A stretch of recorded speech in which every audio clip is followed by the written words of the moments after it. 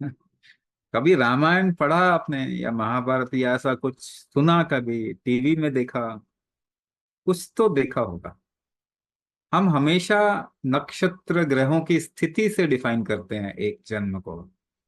राम का जन्म कब हुआ? जब फला नक्षत्र में सूर्य था, या चंद्रमा इस नक्षत्र में था। पोजिशनिंग ऑफ प्लैनेट्स एंड नक्षत्र उस टर्म्स में डिफाइन करते हैं। तो प्रकृति की पोजिशनिंग क्या है?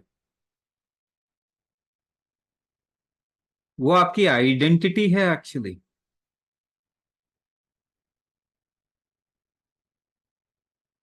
पहला, इस तरीके से इस डायमेंशन को ओपन करें तो बहुत कुछ बता सकता है। But fundamentally the positioning of planets and stars, constellations around that particular moment is your identity actually. Nature understands you, प्रकृति आपको उसी तरीके से पहचानती है।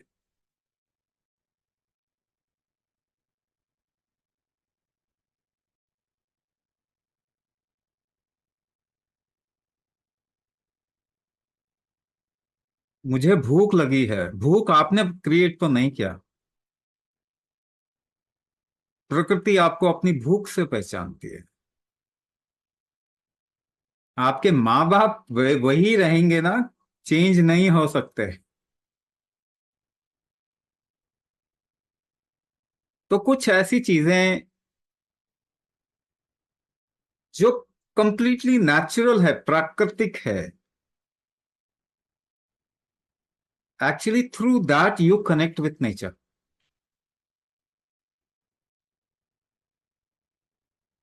तो ग्रहों नक्षत्रों की स्थिति, the lineage of your parent, तो हम इन्हीं टर्म्स में डिफाइन करते हैं ना अपने आप को। आपका गोत्र क्या है, ऐसे ही बोलते हैं ना। आपके पिता कौन है? अर्लियर वी यूज टू से 10 generations। राम किस कुल में जन्म हुआ? राम का भरत के कुल में जन्म हुआ।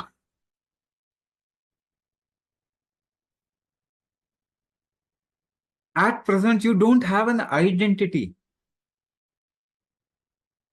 यू हैव अ सिटीजनशिप जिसको आप बदल सकते हैं, but you can't change your genetics. आपके सिटीजनशिप आपका आइडेंटिटी नहीं है।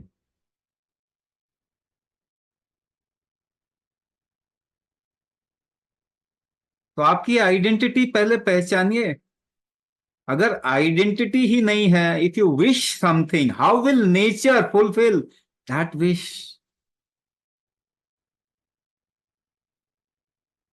प्रकृति कैसे फुलफिल करेगी?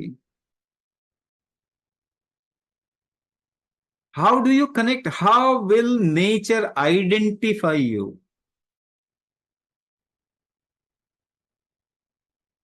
तो आपने कभी कुछ पूजा हवन ऐसा कुछ करवाया? What it starts from establishing your identity.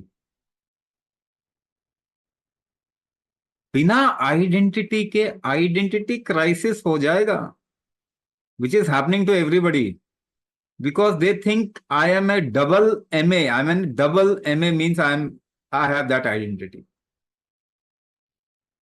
मेरा डॉक्टर लग गया सामने, दैट इज माई आइडेंटिटी।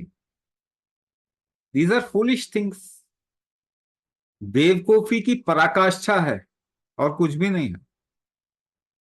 मुझे डायबिटीज हो गई है, ये भी आइडेंटिटी है आजकल। कितने लोगों की आइडेंटिटी है ये?